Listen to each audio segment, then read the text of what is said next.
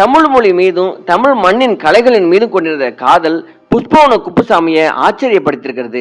அவரின் மீது காதலில் விழ வைப்பதற்கு அதுதான் காரணமாக இருந்திருக்கிறது. ஆனா அனிதாவிற்கோ இவர் மீது ஒரு துளி காதல் கூட அப்போது வரவே இல்லையா. அனிதாவுக்காக எழுதிய காதல் கவிதைகளை அவருடனேயே சேர்ந்து கச்சேரிகளில் பாடியிருக்கிறார். இது தெரிந்தும் அனிதா கண்டுகொள்ளாமலேயே இருந்திருக்கிறார்.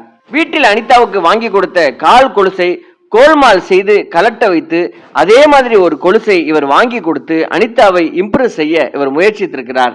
அந்த கல்லூரியில் அனிதாவின் பின்னால் நிறைய மாணவர்கள் சுத்துவார்களாம். அதே சமயத்துல அனிதாவிற்கு பாதுகாப்பு கொடுப்பது போல இவர் முயற்சித்திருக்கிறார். அனிதாவோ அதையெல்லாம் கண்டுகொள்ளவே இல்லை.